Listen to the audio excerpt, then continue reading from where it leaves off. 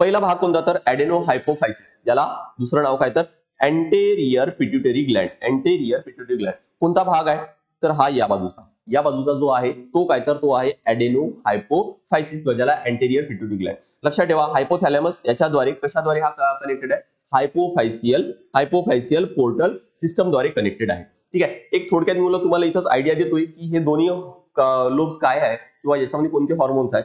तर बघा की इथं जे आहेत याच्याद्वारे याचे हॉर्मोन सिक्रेट केले जातात. इथून येणारे सगळे हॉर्मोन्स इथे येतात आणि इथून काय होतात तर ते पुढे जात असतात है ना. तर हेच आपल्याला इथं घ्यायचे. बघा it is a larger lobe. काय दिसत आहे डायग्राम मध्ये सुद्धा दिसत आहे की ऍडेनो हायपोफायसिस हा जो भाग आहे हा काय तर हा लार्ज आहे कशापेक्षा तर पोस्टेरियर पेक्षा किंवा न्यूरो हायपोफायसिस पेक्षा. It is highly cellular and vascular part of pituitary gland. हा कसा आहे याच्यामध्ये नंबर ऑफ सेल्स काय तर खूप जास्त आहे, त्या सोबतच वॅस्क्युलर पार्ट म्हणजे काय तर ब्लड वेसल्स सुद्धा काय तर खूप जास्त आहे. It contains various thyroid secretory cells. बघा कशापासून तयार झालाय याच्यामध्ये काय तर खूप प्रकारचे सेल्स आहेत, खूप जास्त सेल्स आहेत. तर ते कोणकोणत्या प्रकारचे आहेत, एपिथेलॉइड सेक्रेटरी सेल्स, ऍसिडोफिल्स, बॅसोफिल्स आणि क्रोमॅटोफोर्स. हे काय तर 1 2 3 4 प्रकारचे काय तर याच्यामध्ये काय तर सेल्स सापडत असतात. Next it is differentiated into 3 part. याच्यामध्ये काय तर हा जो अँटेरियर भाग आहे किंवा ऍडेनो हायपोफायसिस आहे हा 3 भागामध्ये आपल्याला डिफरन्शिएट करता येईल. पहिला भाग कोणता आहे तर बघा पार्स डिस्टॅलिस, नेक्स्ट पार्स इंटरमिडिया आणि त्यानंतर काय तर पार्स ट्युबेरिलिस. पार्स इंटरमिडिया म्हणजे काय तर हा तोच भाग आहे जो मधला आहे.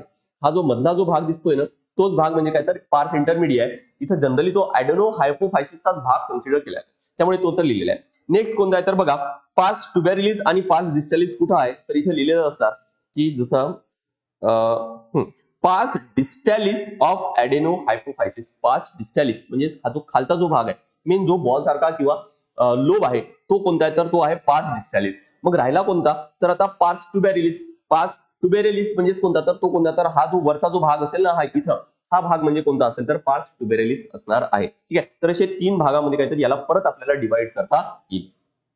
नेक्स्ट आता सगळ्यात इम्पॉर्टंट कॉन्सेप्ट आहे तो म्हणजे काय तर याच्याद्वारे कोणते हॉर्मोन सिक्रेट केले जातात. कारण आयोगाने याच्यावर भर दिलेला आहे की कोणकोणते हॉर्मोन सिक्रेट केले जातात. बघा सगळ्यात जास्त हॉर्मोन्स हे ऍडेनो हायपोफायसिसद्वारे सिक्रेट केले जातात. पहिला त्यामध्ये आहे काय तर सोमॅटोट्रॉपिक हॉर्मोन, ज्याला शॉर्ट फॉर्म मध्ये एसटीएच म्हणतात किंवा दुसरा एक नाव काय तर ग्रोथ हॉर्मोन किंवा ज्याला जीएस सुद्धा म्हणतात. परत एक सांगतो मी तुम्हाला की हे जे शॉर्टकट आहेत हे शॉर्टकट आयोगाने असेच विचारले, लॉंग फॉर्म न विचारता एसटीएच, जीएच, टीएसएच, एसीडीएच वगैरे एडीएच हे असेच नावं ऑप्शन मध्ये दिले आहेत. त्यामुळे हे तुम्हाला शॉर्टकट सुद्धा माहित असायला पाहिजेत.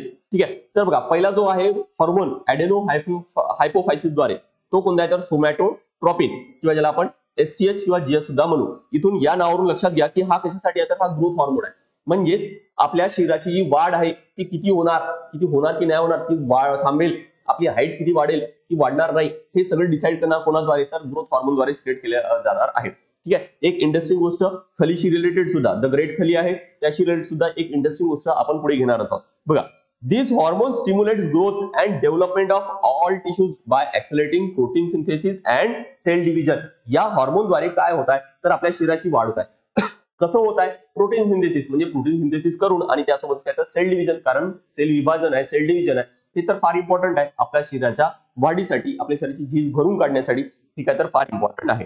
Next highest secretion of GH is thin. बघा ग्रोथ हॉर्मोन आहे ना त्यामुळे सगळ्यात जास्त याचं सिक्रेशन कुठं पाहायला मिळेल, कधी पाहायला मिळेल, प्युबर्टी पर्यंत आहे ना. प्युबर्टी पिरियड काय तर म्हणजे काय तर 15 16 17 या वयापर्यंत, कारण तोपर्यंत काय तर जास्तीत जास्त काय तर हाईट आहे ती वाढत जाते. Then it secretion of becomes low. त्यानंतर काय होणार प्युबर्टी पिरियडच्या नंतर याचा सिक्रेशन काय तर हा कमी होत जाणार आहे. However it is continuously secreted throughout the life. तरी पण हा पूर्ण आयुष्यभर काय तर सिक्रेट होतच राहतो. कशासाठी तर repair and replacement of body tissues and cell. बघा इथंच लक्षात येते की हा काय करतोय तर हा protein synthesis and cell division करतोय आणि हे आयुष्यभर चालूच असतं. आणि म्हणून ग्रोथ हॉर्मोन हा काय चालूच राहणार. ग्रोथ हॉर्मोन हा सिक्रेट होतच राहणार आहे. मेन याचं यूज लक्षात ठेवा की हाईट वाढवण्यासाठी असतं, त्यामुळे प्युबर्टी पिरियड पर्यंत खूप जास्त हाईट वाढते किंवा त्या हाईट वाढत असते, त्यामुळे काय तर ग्रोथ हॉर्मोन जास्त सिक्रेट केला जातो. त्यानंतर याचं प्रमाण कमी होतं का, कारण आपल्या शरीराची जी झीज भरून काढायची आहे, बाकीचे सेल्स आहेत टिश्यूज आहेत ते तयार करायचे, त्यासाठी काय तर हे सिक्रेट केलं जाणार आहे. नेक्स्ट पण जर याचं जर इम्प्रॉपर जर सिक्रेशन होत असेल बघा आता काय इथं आलंय काय की याचा म्हणजे प्रॉब्लेम काय होणार, म्हणजे जर सिक्रेशन झालं नाही, कमी झालं किंवा जास्त झालं तर काय होणार की जर इम्प्रॉपर जर सिक्रेशन झालं तर मग अशा वेळेस काय तर आपल्याला वेगवेगळे डिसऑर्डर्स, वेगवेगळे विकार आहेत ते पाहायला मिळतात. पहिला काय तर हायपोसिक्रेशन. हायपोसिक्रेशन म्हणजे काय की गरजेपेक्षा कमी प्रमाणात सिक्रेट झालं. गरजेपेक्षा कमी प्रमाणात सिक्रेट झालं तर ऑब्व्हियस आहे की हाईट म्हणजे प्युबर्टी पिरियड मध्ये जर तेवढं जर वाढलं सिक्रेट झालं नाही तर अशा वेळेस काय होणार की फार काही हाईट आहे ती वाढणार नाही, हाईट आहे काय ती काय होणार तर कमी होईल. मग अशा प्रॉब्लेमला काय म्हणतात पिट्युटरी डॉर्फिझम म्हटलं जातं. त्याला म्हणायचं काय तर पिट्युटरी डॉर्फिझम. सिन्स बघा the growth hormone hyposecretion of growth hormone childhood results in stunted physical growth. Stunted म्हणजे काय तर वाढ खुंटते and condition is called pituitary dwarfism म्हटलं जातं, ज्या वेळेस ग्रोथ हॉर्मोन कमी सिक्रेट होणार. नेक्स्ट पुढचं आहे काय तर बघा पुढचा आहे काय तर हायपर सिक्रेशन. हायपर म्हणजे काय तर गरजेपेक्षा जास्त. मग अशा वेळेस काय होणार खूप जास्त वाढेल आणि त्या कंडिशनला म्हणायचं आपल्याला गिगॅन्टिझम. त्याला म्हणायचं काय तर gigantism, a condition of of overgrowth. Individual attains abnormal height. खूप जास्त काय होणार तर हाईट वाढणार आहे. पण बऱ्याचदा काय होतं बघा, बऱ्याचदा म्हणण्यापेक्षा आपण असं म्हणू की काही लोक असे आपल्याला पाहायला मिळतात जसं खलीसारखा चेहरा आपल्याला पाहायला मिळतो, हाईट खूप वाढलेली आहे है ना. तर अशा वेळेस नेमकं काय होतं तर ज्या वेळेस मिडल एज अडल्ट जे आहेत म्हणजेच काय की जे प्युबर्टी पिरियड जे आपण म्हणतो है ना, तर नंतर जर याचं प्रमाण जर जास्त वाढलं वाढलं काय होतं तर बघा disproportionate growth causing disfigurement and enlargement of bones. अशा वेळेस काय होणार की फिगर डिसफिगरमेंट होतं, प्रॉपर जो शरीराचा स्ट्रक्चर आहे नीट राहत नाही आणि एनलार्जमेंट ऑफ बोन्स होतं. बोनची काय तो एनलार्जमेंट बोन्स ऑफ नोज. कुठचे बोन्स आहेत नोज आहेत, लोअर जॉ आहे, हँड्स आहेत, फिंगर्स आहे आणि काय तर फीट आहे है ना. जर तो आपण खलीचं जर चित्र बघितलं थोडंसं इमॅजिन करून बघा की त्याचा वरचा जो धड आहे तो थोडा जास्त मोठा आहे है ना आणि खाली पाय त्याची जी विड्थ आपण जर बघितलं ते आपल्याला कमी पाहायला मिळते. त्यानंतर जर चीन बघितलं तर त्याचं थोडंसं समोर आलेलं आहे ना. तर असं आपल्याला काय का कारण हे बोनचा जो स्ट्रक्चर आहे किंवा बोनची वाढ आहे तो काहीतरी ऍबनॉर्मल झालेली आहे ना. आणि मग अशा कंडिशनला काय म्हणायचं तर ऍक्रोमेगली म्हटलं जातं. ऍक्रोमेगली ठीक आहे. त्यामुळे खली हा कशाचा शिकार आहे किंवा त्याला कोणता विकार आहे तर ऍक्रोमेगली हा विकार आहे. ठीक आहे. द ग्रेट खली चांगला एक्झाम्पल आहे इमॅजिन करण्यासाठी. बरं कधी होणार आहे हे यावेळेस ग्रोथ हॉर्मोन आहे किंवा एसटीएच आहे सोमॅटोट्रॉपिक हॉर्मोन आहे हा पिरियडच्या नंतर म्हणजे जे अडल्ट आहेत त्यांच्यामध्ये जर याचं प्रमाण जर जास्त प्रमाणात सिक्रेट होत राहिलं तर अशा वेळेस काय तर ऍक्रोमेगली होणार आहे. ठीक आहे. तर या पद्धतीने आपण काय तर जो पहिला हॉर्मोन होता ऍडेनो हायपोफायसिस त्याबद्दलचं काय तर समजून वाढीसाठी इम्पॉर्टंट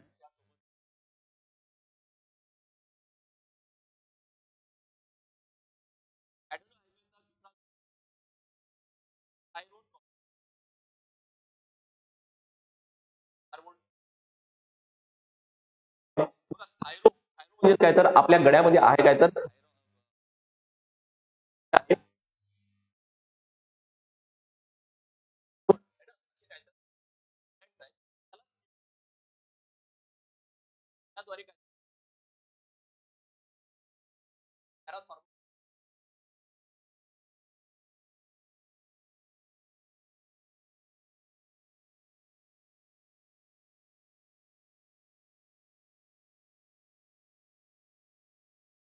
सिक्रेट केला.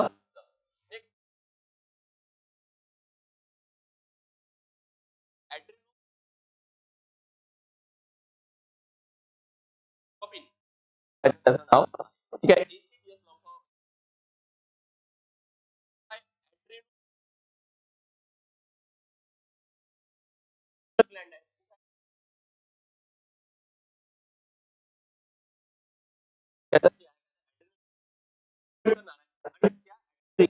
पण कॉर्टेक्स त्याच्यावर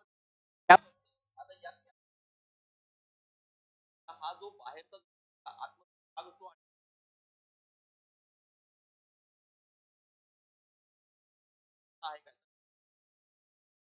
काय तर हा hormone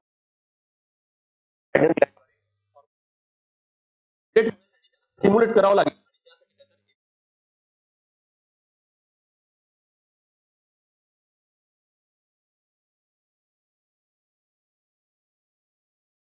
of adrenal cortex. Adrenal cortex लक्षात ठेवा. ऍड्रेनल जो बाहेर हॉर्मोन आहे ऍक्टिन किंवा डोपामिन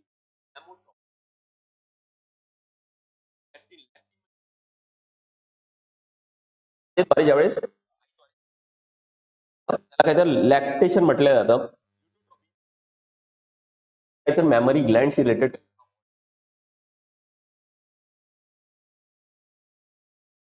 मॅमरी ग्लँड येतो. त्यामुळे इथून काहीतरी नाव आलं, राईट ना. तर इथूनच काय तर सोपं आहे लक्षात ठेवायला, की असंच लक्षात ठेवा, म्हणजे याचं कारण आपल्याला लक्षात ठेवायला सोपं जातं. बघा काय आहे, prolactin is unique among pituitary hormone. तो काय तर हा वेगळा आहे बाकीच्या हॉर्मोन पेक्षा. It is under predominant inhibitory control of hypothalamus. हा जो हॉर्मोन आहे याच्यावर कंट्रोल कोणाचा आहे तर हायपोथॅलॅमसचा आहे. म्हणजे जर हायपोथॅलॅमस जर वाटलं तर याला इनहिबिट सुद्धा करू शकतं, म्हणजे याला काय तर सिक्रेट करणं थांबवू पण शकतं. आणि आपण बघतो पण की ज्या वेळेस प्रेग्नन्सी होते, बेबी डिलिव्हर होतं, त्याच्यानंतर काय तर मिल्क सिक्रेट होतं. रिझन काय तर त्यावेळेस काय होणार तर प्रोलॅक्टिन सिक्रेट होणार. पण त्या प्रोलॅक्टिनला त्याच वेळेस सिक्रेट करणार असं कोण डिसाईड करणार तर तो आहे कोणतं हायपोथॅलॅमस. बाकी पिरियडला मग काय असेल तर तो इनहिबिट करून ठेवत असतो. पण इनहिबिट करणार कोण, त्याला काय म्हणू आपण की त्याला जो सिक्रेशन आहे तो बंद करणार कोण, तो आहे कोणतं हायपोथॅलॅमस आहे. Next, prolactin activates growth of breast. काय होतं की ज्यावेळेस प्रोलॅक्टिन सिक्रेट होतं त्यावेळेस काय होणार, म्हणजे जर एखादी स्त्री ही जर प्रेग्नेंट आहे तर अशा वेळेस काय होणार, ब्रेस्टचा साईज काय तर तो वाढत असतो ड्युरिंग प्रेग्नन्सी. यालाच काय तर म्हणतात तर मॅमोट्रॉपिन सुद्धा म्हटलं जातं. अँड स्टिम्युलेट्स, बघा ब्रेस्टचं साईज वाढलं आणि काय तर stimulates the milk production and secretion of milk, आणि काय तर मिल्क आहे ते सिक्रेट होत असतं, ज्याला लॅक्टोजेनिक म्हणतात, by mammary glands after child birth, है ना. तर लक्षात सोपं लक्षात ठेवायला, त्याच्यावरून नाव जसं बघा की इथं ऍड्रेनो आहे म्हणजे काय तर ऍड्रेनलशी रिलेटेड, त्यानं प्रोलॅक्टिन किंवा मॅमोट्रॉपिन, तुम्हाला याचं मिनिंग सांगितलं आहे, वर्ड्स कुठून आले तर असे जर लक्षात ठेवलं तर सोपी आहे. थायरोट्रॉपिन किंवा थायरॉइड म्हणजे काय, त्याचं कारण थायरॉइड ग्लँडला तो स्टिम्युलेट करणार आहे म्हणून, है ना. नेक्स्ट, पाचवा जो प्रकार आहे तो काय तर गोनॅडोट्रॉपिन हॉर्मोन आहे. गोनॅडोट्रॉपिन हॉर्मोन कशी रिलेटेड आहे तर गोनाड म्हणजेच काय की जे पुरुषांमध्ये मेलमध्ये टेस्टिस आहे आणि स्त्रियांमध्ये ओव्हरी आहे, हे काय झाले तर रिस्पेक्टिव्ह त्यांचे काय झाले तर गोनाड झाले, त्याद्वारे काय तर त्यांच्यामध्ये काय तर जे गॅमेट्स आहेत ते तयार केले जातात, त्यामुळे त्याला काय तर गोनाड होतात. मग हे गोनाडोट्रॉपिन काय करणार आहे, याचे गोनाडोट्रॉपिन जे हॉर्मोन्स आहेत, कारण प्रत्येकामध्ये वेगवेगळे सिक्रेट होत असतात, एक दोन हॉर्मोन कदाचित दोघांमध्ये पण सारखं असेल मेल आणि फिमेल मध्ये, पण गोनाडोट्रॉपिन हा एक गट आहे असं आपण म्हणू, त्याच्यामध्ये काय तर मग आता काय तर दोन तीन वेगवेगळे काय तर हॉर्मोन्स आहेत. तर गोनाडोट्रॉपिन काय करणार आहे, हे अशा ग्लँड्सला स्टिम्युलेट करणार आहे. अगदी सोपी आहे, कारण नावावरून लक्षात ठेवा, गोनाडोट्रॉपिन म्हणजेच काय करेल तर हे जे गोनाड्स आहेत त्या ग्लँड्सला हे स्टिम्युलेट करणार आहे. बघा कोणकोणते हॉर्मोन आहेत. पहिला आहे काय तर फॉलिकल स्टिम्युलेटिंग हॉर्मोन, ज्याला FSH म्हटलं जातं. It stimulates the growth of ovarian follicles. बघा काय की ओव्हरीमध्ये काय असतं की ओव्हरी जी असतात स्त्रियांच्या, दर महिन्याला काय होतं की त्यामध्ये जे एग्स असतात त्याच्या भोवती कव्हर तयार होतो, ज्याला फॉलिकल म्हणतात. आणि ते फॉलिकल कशाद्वारे केलं जातं तर त्याला काय म्हणतात तर FSH फॉलिकल स्टिम्युलेटिंग हॉर्मोन म्हणतात, है ना. बघा ovarian follicles in the female, while in the males it is concern with development of seminiferous tubule. पण मेल मध्ये बघा हे कशा पण झालं तर हे तर फिमेल पण झालं, पण मेल मध्ये काय होतं की मेल मध्ये असतात काय तर जे टेस्टिसच्या आतमध्ये असतात काय तर सेमिनिफेरस असे ट्यूब्यूल्स असतात, म्हणजे काय तर या ट्यूब सारखं स्ट्रक्चर असतो. त्या ट्यूब्यूल्स मध्ये ऍक्च्युअली काय असतं तर स्पर्म्स आहे ते तयार होत असतात, याच्या आतमध्ये काय होतं तर ते स्पर्म्स आहे ते तयार होतात, आणि ते तयार करण्यामध्ये कोण इम्पॉर्टंट रोल प्ले करतो तो आहे कोणतं तर FSH आहे, फॉलिकल स्टिम्युलेटिंग हॉर्मोन. नेक्स्ट, पुढचा जो हॉर्मोन आहे तो काय तर ल्युटिनायझिंग हॉर्मोन आहे. बघा आता काय होतं की ज्यावेळेस हा फॉलिकल तयार झालाय ना, हा ज्यावेळेस मग याच्या आतमध्ये काय होणार, या एक जो अंडपेशी आहे त्याची काय तर पूर्ण वाढ होते, आणि मग काही कालांतराने काय होणार तर हा जो फॉलिकल आहे हा फुटतो, पण तो फोडतो कोण तर तो आहे कोणता ल्युटिनायझिंग हॉर्मोन. आणि ज्यावेळेस तो फुटतो हा एक बाहेर येतो, त्याला काय म्हणतात तर ओव्ह्युलेशन म्हटले जातं, त्याला अंडमोचन म्हटले जातं, त्यालाच ओव्ह्युलेशन म्हटलं जातं. बघा ह्याच गोष्टी इथे दिलेल्या आहेत. In female the luteinizing hormone helps in ovulation. Ovulation म्हणजे काय, discharge of ovum from the graphene follicle. हा जो तयार झाला याला ग्राफिन फॉलिकल म्हणतात. मी याला एग म्हटलं होतं, त्याला दुसरं एक नाव आहे ओवम आहे, किंवा ज्याला oocyte सुद्धा म्हटले जातं, त्यामुळे FSH and LH are responsible for stimulation of ovaries. बघा की या ओव्हरीमध्ये दोन हॉर्मोन म्हणजे हा FSH पण आणि LH पण, हे दोन्ही पण हॉर्मोन इम्पॉर्टंट आहे कशासाठी तर stimulation of ovaries to produce oestrogen, while LH induces the ruptured follicles to develop into corpus luteum. बघा ज्या वेळेस FSH आणि LH हे सिक्रेट होतात किंवा ज्यावेळेस फॉलिकल तयार होत आहे, ज्यावेळेस तो फॉलिकल आहे तर त्या फॉलिकलद्वारे ऍक्च्युअली काय होतं तर स्त्रियांमध्ये इस्ट्रोजेन हा काय तर हा सिक्रेट होत असतो, तो सुद्धा काय तर एक हॉर्मोनच आहे. लक्षात घ्या की तो कशाद्वारे सिक्रेट होणार आहे. मग आता हे FSH LH आधी काम करेल आणि मग ती जी ओव्हरी आहे त्या ओव्हरीद्वारे काय होणार तर इस्ट्रोजेन आहे तो सिक्रेट केले जाणार आहे, राईट. त्यालाच आपण मगाशी तेच म्हटलं होतं, गोनाडोट्रॉपिन म्हणजे काय की जे गोनाड आहेत, रिस्पेक्टिव्ह जे गोनाड्स आहेत त्यांना स्टिम्युलेट करण्यासाठी म्हणून काय तर हे हॉर्मोन्स असणार आहे ना. त्यामुळे ओव्हरी काय करणार तर मग अशा वेळेस इस्ट्रोजन हा हॉर्मोन सिक्रेट करेल. ते पण सांगून देतो कारण ते इम्पॉर्टंट आहे आपल्यासाठी रिप्रोडक्शन मध्ये, की इस्ट्रोजन मुळे काय होणार की जो गर्भाशय आहे ज्याला युटेरस म्हणतात, त्या युटेरसची वाढ होत जाते है ना. असा युटेरस असतो तर या युटेरसची ही काय होणार तर ही अशी वाढ होत जाते आहे ना, ती पूर्ण महिनाभर चालते आहे ना. जर सपोज जर तो एग आहे तो जर फर्टिलाइज नाही झाला तर मग मेन्स्ट्रुएशन सायकल म्हणजे ब्लिडिंग होऊन काय होणार, तर हा जो जी वाट झालेली आहे ही सगळं काय होतं तर ते सगळं बाहेर निघतं, ज्यालाच आपण मेन्स्ट्रुएशन किंवा पिरियड्स असं जनरली म्हणत असतो है ना. नेक्स्ट बघा, व्हाईल एलएच आणि एलएच काय करतो तर बघा, म्हणजे हा जो ल्युटिनायझिंग हॉर्मोन आहे तो काय करतो तर तो करतो काय तर कॉर्पस ल्युशियम तयार करतो. म्हणजे हे जे फॉलिकल बघा फुटून हा काय झाला तर हा एक तर बाहेर निघाला है ना, पण हा फॉलिकल झाला काय, हा एक बाहेर निघून काय होणार तर या गर्भाशयामध्ये जाईल.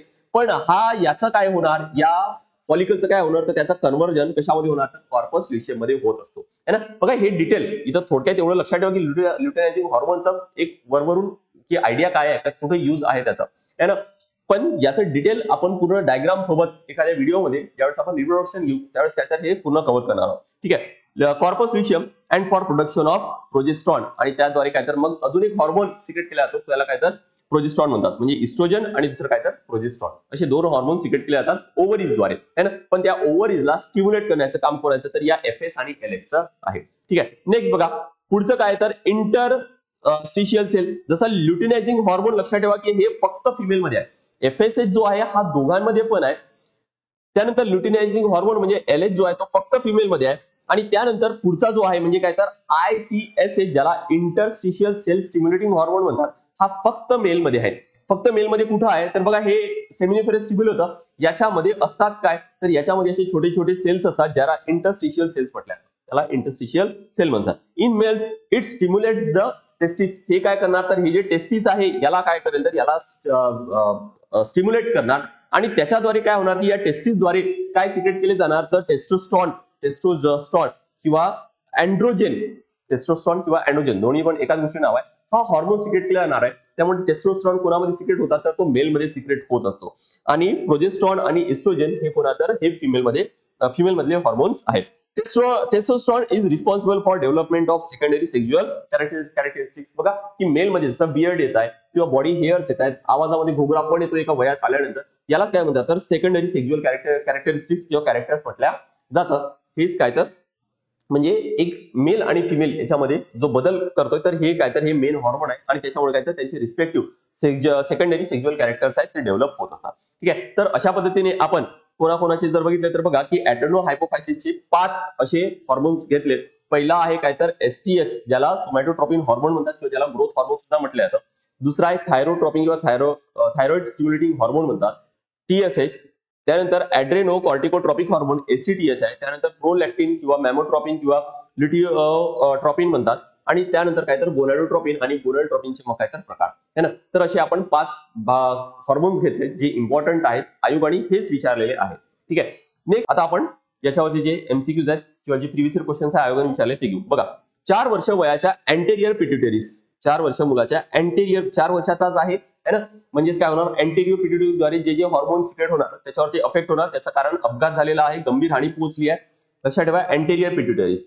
तरी तो तग धरून जिवंत राहिला, जिवंत तर आहे पण अशा वेळेस काय होणार की अँटेरियर पिट्युटरी आहे हे तेवढं योग्य प्रमाणात काम करणार आहे, आणि त्याच्याद्वारे जे जे हॉर्मोन सिक्रेट करणार त्याद्वारे काय तर ते अफेक्ट होणार आहे.